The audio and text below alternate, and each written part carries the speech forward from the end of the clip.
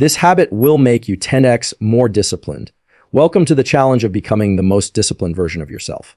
The truth is, discipline is not about forcing yourself to work harder. It's about rewiring your brain to want the work. And there's one habit, just one, that can change everything. Get sunlight in your eyes early every morning. That's it. Sounds simple. It is. But it's backed by the deepest layers of neuroscience. When you step outside within an hour of waking and let natural light hit your eyes, you trigger a powerful system in your brain, your circadian clock. This single action resets your internal rhythm. It boosts your cortisol at the right time, raises dopamine, and aligns your brain and body to perform. Not randomly, but rhythmically, reliably, and disciplined. And when that rhythm locks in, you stop operating on chaos. You stop waking up tired, sluggish, and distracted. You begin your day with biological momentum. Focus sharpens, stabilizes, and decision fatigue, the destroyer of discipline, begins to fade. But here's where it gets powerful. You don't just wait for motivation anymore. That morning light exposure teaches your brain when to be alert, when to work, and eventually, when to rest. Discipline is no longer a struggle. It becomes your baseline. Stack on this habit. Do your hardest task right after. Add a short cold shower. Read for 10 minutes. Train. You're layering discipline. Your brain is building neural pathways, not around distraction, but around consistency. Discipline is not something you're born with. It's something you train. So if you're tired of saying, I'll start tomorrow, if you're done relying on motivation that fades, then master this one habit. Don't hit snooze. Don't hide in the dark. Step into the light. Literally, every morning, you're not just waking up, you're building a machine. And soon, that machine won't need motivation. It'll run on discipline. And that's when your life changes. Getting sunlight in your eyes within 30 to 60 minutes after waking up might seem like a small act, but it is one of the most powerful levers you can pull to increase your discipline, focus, and long-term performance. This simple habit is deeply rooted in biology and supported by neuroscience. When you wake up and expose your eyes to natural sunlight, especially during the early hours of the day, you activate a special set of neurons in the retina called intrinsically photosensitive retinal ganglion cells. These cells are not responsible for seeing shapes or colors. Instead, they are directly connected to the brain's central clock, the suprachiasmatic nucleus, located in the hypothalamus. This clock governs your circadian rhythm, the internal 24-hour cycle that regulates sleep, alertness, hormone release, temperature, digestion, and more. When the retina receives natural light in the early part of the day, it sends a powerful signal to this internal clock that it's time to be awake and alert. This signal initiates a cascade of neurochemical processes that prepare the body and mind for disciplined action. As light hits the eyes in the morning, cortisol levels rise. While cortisol is often associated with stress, it is actually essential in the right amounts and at the right time. A healthy cortisol peak in the early morning promotes alertness, enhances the immune system, and triggers a wave of physiological arousal that sets the tone for the rest of the day. This rise in cortisol is natural and necessary. It is what nature designed to get you moving. Without this signal, your body lags behind and mental fog, procrastination, and fatigue creep in. You may notice that on days when you stay indoors or avoid natural light, your mood is flat, your motivation is low, and your ability to focus is weak. This is no coincidence. Your biology is being neglected. The brain is not receiving the environmental cues it needs to operate at full capacity. This early light exposure also stimulates dopamine, the molecule of motivation. Dopamine isn't just about pleasure, it's about drive, focus, and the pursuit of goals. When dopamine levels are triggered by healthy behaviors like morning light, your brain begins to associate effort and discipline with reward. Over time, this builds a loop in your neurochemistry where your system starts to crave the structure and consistency that breeds success. You begin to enjoy the grind, the early start, the structured routines, not because you forced yourself, but because your brain is learning to love it. This is the neuroscience of discipline. By simply stepping outside, even for 5 to 10 minutes after waking, you are synchronizing every cell in your body with the external environment. This synchronization improves sleep quality at night because the timing of your light exposure in the morning affects when your brain will begin producing melatonin at night, which induces sleep. Better sleep means better recovery. Better recovery means clearer thinking. Clearer thinking leads to better decisions. And better decisions create momentum, momentum that turns into discipline. That's how one habit echoes across your entire life. People often look for complicated systems, hacks, and productivity tricks to become more disciplined. But discipline starts with aligning your biology. It begins by telling your brain and body, this is the start of my day. Let's go to work. Morning sunlight is not optional. It is a fundamental cue that sets the rhythm for everything else. It reduces stress, enhances mental clarity, and promotes resilience by anchoring your mental and emotional state early. Without it, you're likely to feel lost in your schedule, reactive instead of proactive, and easily thrown off by distractions. Another powerful layer is the psychological commitment this habit creates. When you consistently get sunlight every morning, you are sending a message to yourself, I take my day seriously. This act becomes a ritual of ownership. It's not just biological, it's symbolic. You are starting the day with intention, and the brain remembers that. It reinforces identity. You are no longer someone who drifts. You are someone who acts. People underestimate how much of discipline is about rhythm, not force, not motivation. But rhythm, your circadian rhythm, once trained by light, creates predictability.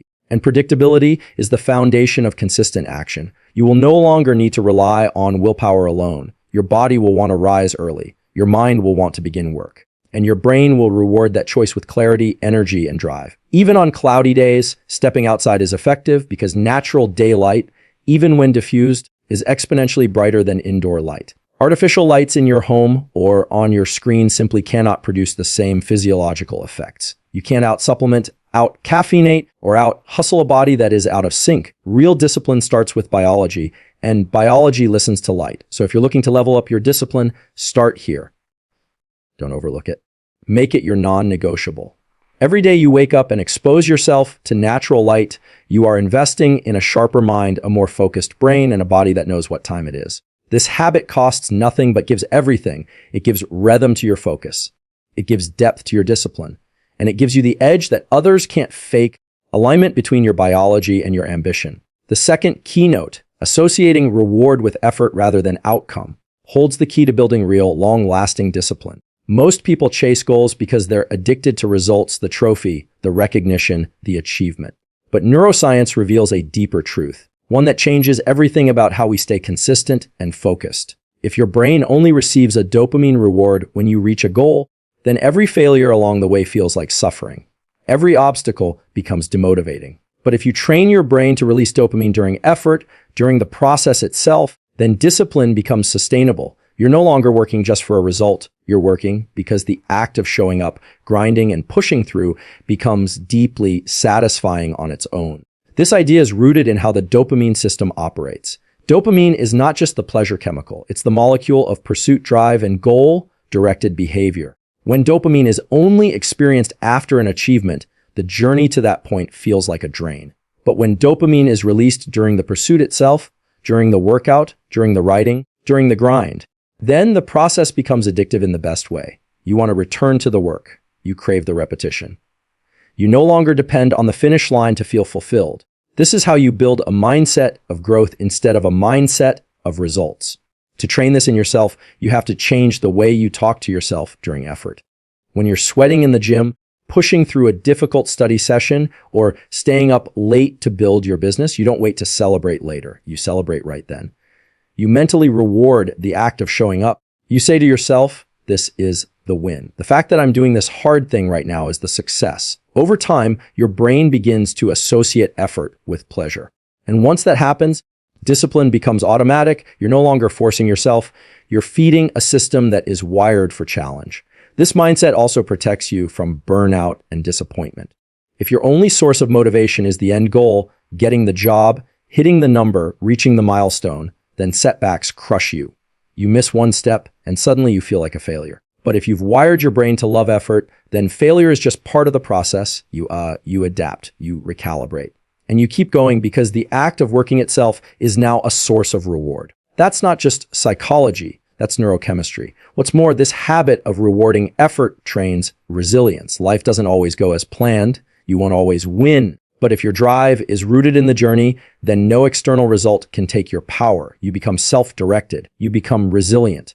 You stop chasing temporary highs and start mastering long-term consistency. This is the foundation of elite performance. Top athletes, high-level performers, and world-class creatives don't just love the result. They love the grind. And that love is trainable. It's not personality. It's not talent. It's repetition. The beautiful part is that the more you do this, the more your brain adapts. Dopamine is not just released, its receptors become more sensitive when you reward effort over time. This means you start getting more pleasure from smaller wins. You take pride in the process. You find joy in the discomfort. You begin to crave challenge instead of fearing it. This is how discipline becomes your default state. You don't need to feel motivated anymore. You've trained your system to run on effort itself. To solidify this habit, you can also use visualization. Picture yourself putting in the work, pushing through adversity, showing up even when it's hard. Then visualize the satisfaction, not of the final result, but of the effort itself. This mental training enhances the same neural pathways that activate during real-world tasks.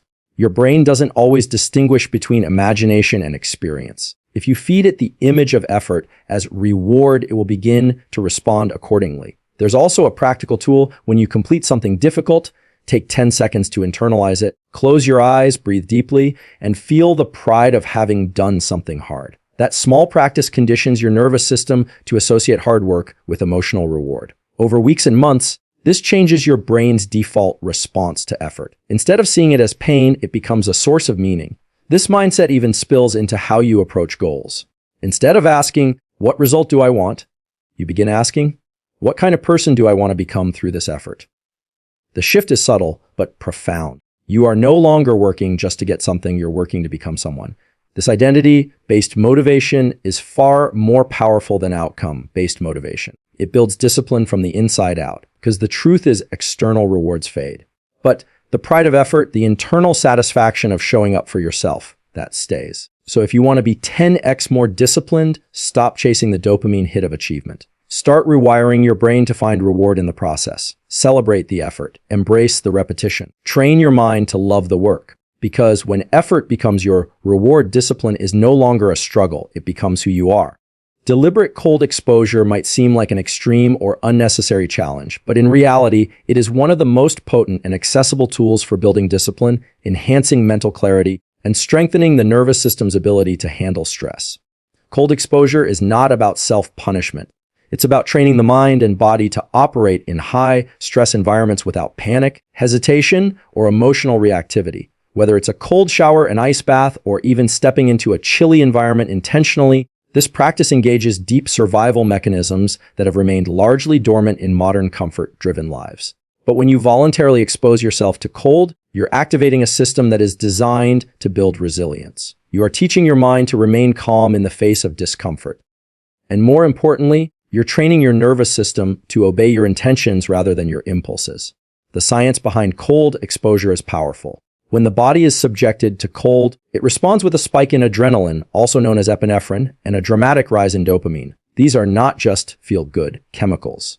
Adrenaline sharpens alertness, increases heart rate, and primes the brain for intense focus. Dopamine, on the other hand, increases motivation, drive, and overall mood. What makes cold exposure unique is that this rise in dopamine isn't fleeting.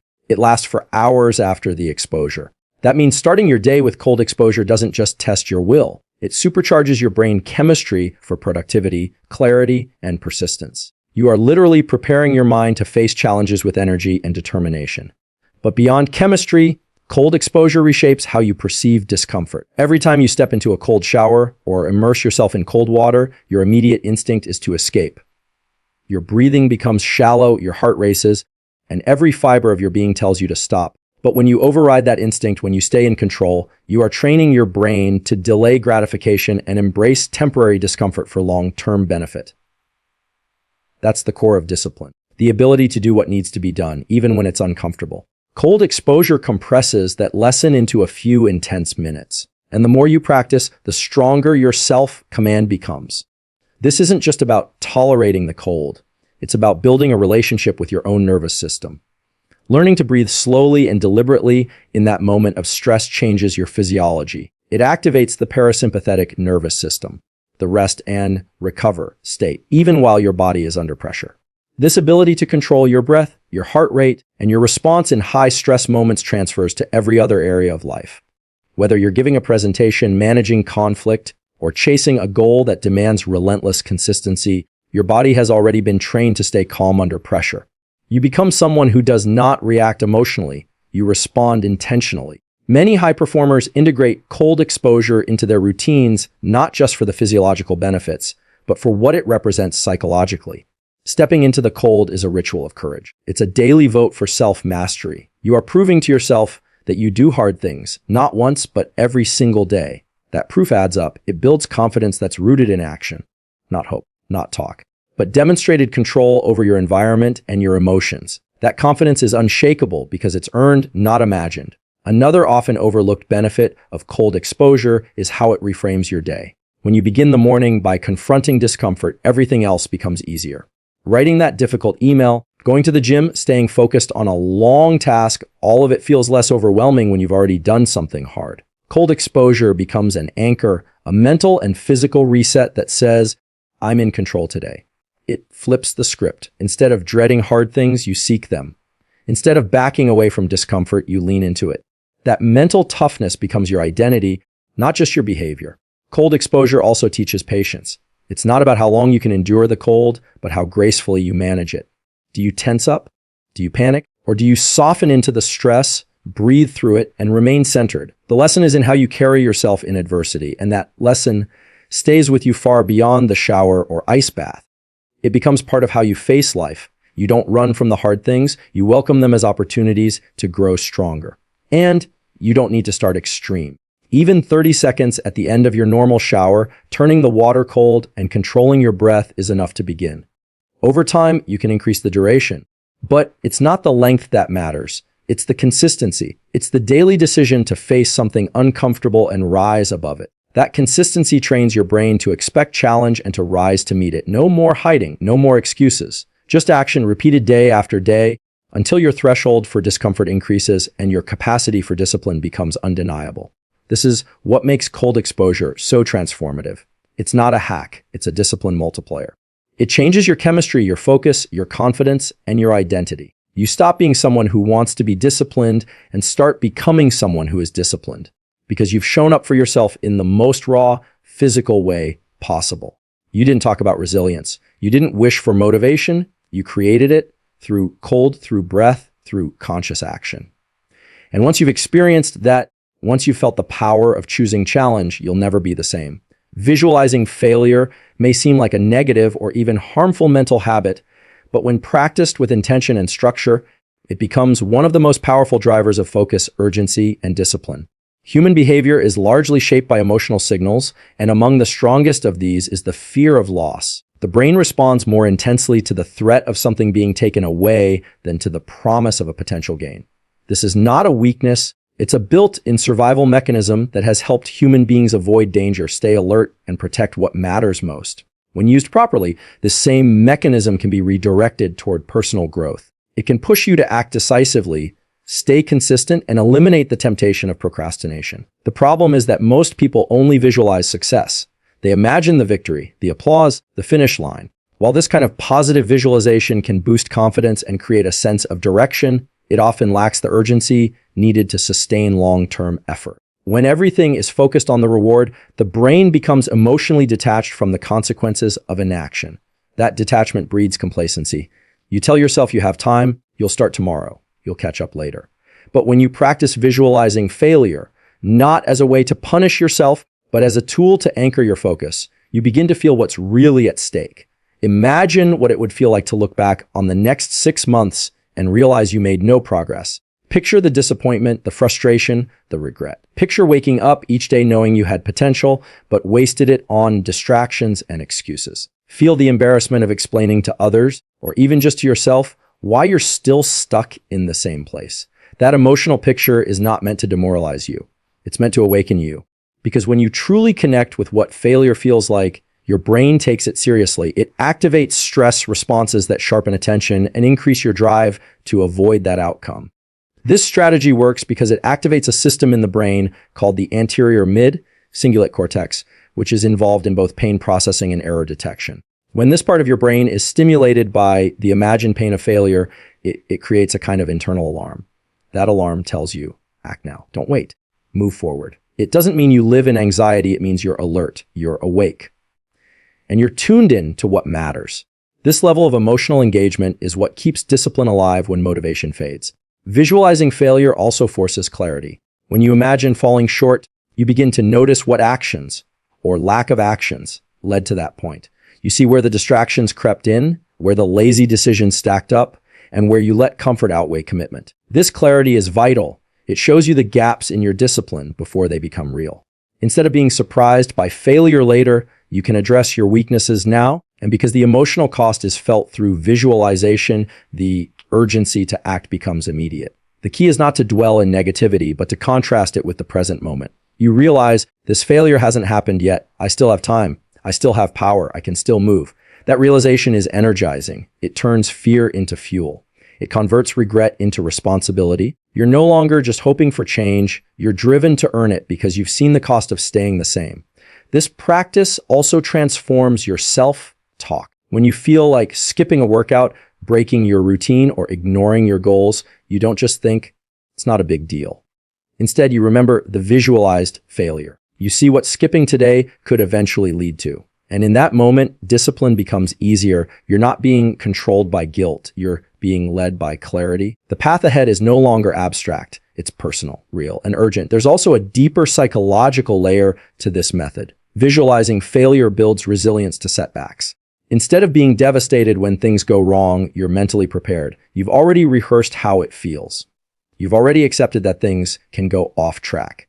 So when they do, you don't collapse, you adjust. You've trained your emotional system not to fear failure, but to use it. You reframe mistakes as feedback. You stay in the game. That's real discipline, not perfection, but persistence. To use this technique effectively, make it a short, intentional practice. Sit quietly for a few minutes and picture the version of yourself who didn't follow through. Where are you living? How do you feel? What are you telling yourself? What did you lose by not acting? Then open your eyes and remind yourself that future is not fixed. You have the power to create a different one starting now. That's what makes this practice so transformative. It brings both fear and hope into the same mental space. And from that contrast, energy is born. The brain is not only a machine for logic, it's a machine for survival. When you leverage its emotional responses, especially to perceived threats, you tap into a deeper level of drive. You don't need to be constantly motivated. You just need to stay emotionally connected to the consequences of your actions. Visualizing failure allows you to do that in a focused, healthy way.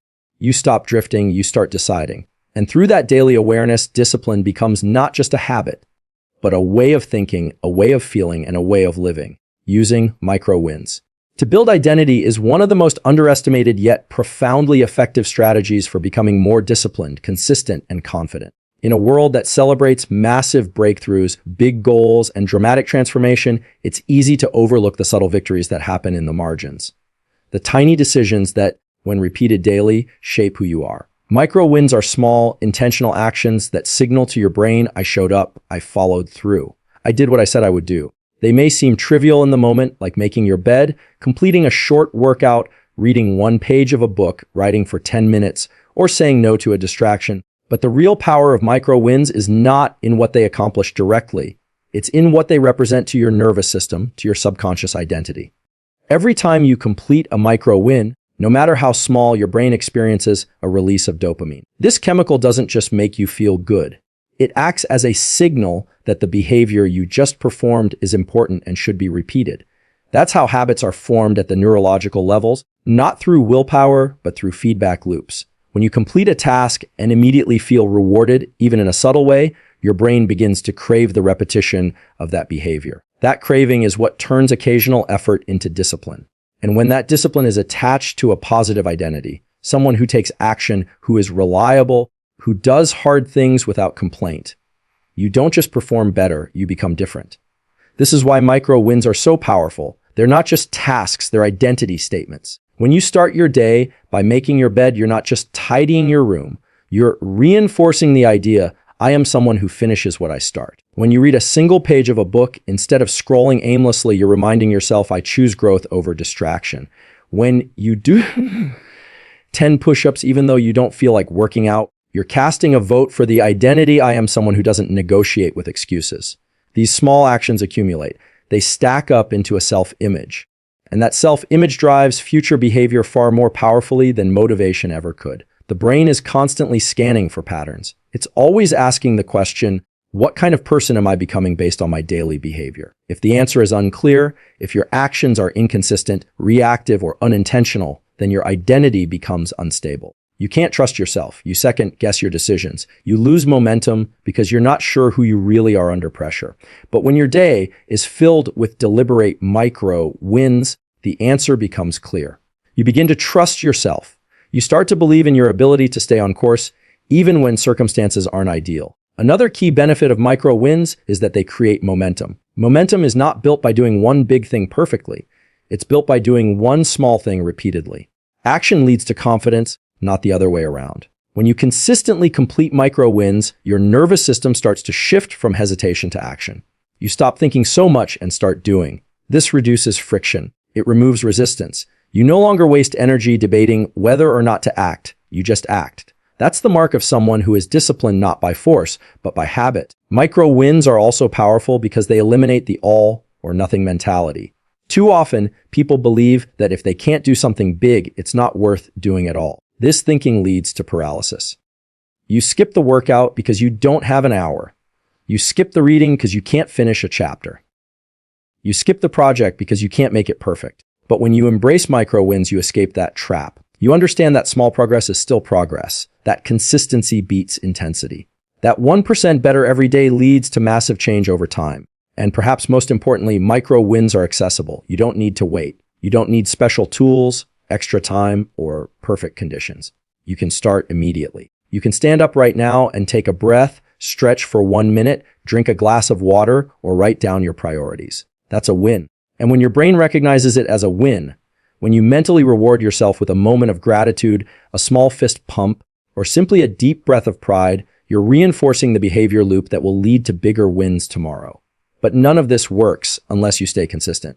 Micro wins don't work in isolation. One small action means little. But done every day, in alignment with a larger goal or vision, they become transformational.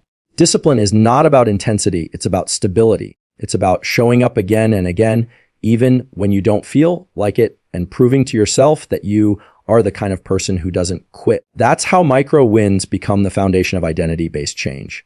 They aren't impressive to others. They might even go unnoticed. But they matter deeply because you notice, your brain notices. And over time, that awareness creates a shift in how you carry yourself, how you think, and what you believe you are capable of.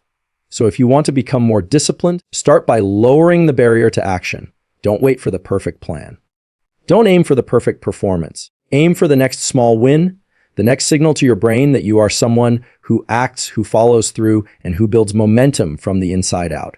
That's how you change. That's how you lead yourself. That's how discipline is built, not in the spotlight, but in the shadows of your smallest, quietest victories. Layering habits with time and place, often called habit stacking or anchoring, offers one of the most effective, science-backed methods for building lasting discipline without relying heavily on motivation or willpower. The human brain thrives on routine and association. It learns fastest not through information, but through patterns and environmental cues. This means that if you associate a certain behavior with a specific time or physical location, it becomes far easier to do that behavior consistently. And consistency is the heart of discipline. When your habits are tied to a predictable rhythm and environment, your actions stop requiring conscious effort. They start becoming automatic. This is the transition from forced discipline to natural discipline. The key insight here is that behaviors are not isolated. They're connected. One action often triggers another. This chain reaction can work against you when bad habits stack, like checking your phone first thing in the morning and then falling into an hour of mindless scrolling. But it can also be reversed. You can build a positive chain of habits where one action sets off the next, reinforcing your identity and your goals. For example, if every time you make your morning coffee, you immediately follow it with 5 minutes of reading or journaling, your brain begins to link the coffee with a mental trigger. Now it's time to grow. That repetition strengthens the neural pathway until it becomes automatic. You no longer think about doing it. You just do it because that's who you've become in that environment and at that time. This practice taps into the power of what's called implementation intention. When you decide not just what habit you're going to perform, but when and where you're going to do it, your success rate increases dramatically. Saying, "I'll work out tomorrow," is vague. Saying, "I'll do 15 push-ups in the living room right after brushing my teeth at 7 a.m. is a precise command to your brain. It turns your intention into an executable plan, reducing friction and uncertainty. This clarity matters because most people don't fail because they lack motivation. They fail because they don't have a system. A system rooted in time and place gives structure to your efforts. That structure becomes the skeleton of your discipline. And it doesn't have to be dramatic. Even 2 or 3 solid anchor points in your day can change everything. Wake up at the same time, do the same first action, like stretching, breathing, stepping into sunlight, and you create a powerful signal the day has begun and you are in control. The same goes for winding down at night. If you consistently shut off screens, dim the lights, or write a journal entry at the same time in the same environment, your brain learns that it's time to relax and prepare for sleep. This improves rest, recovery, and energy levels, further reinforcing discipline the next day.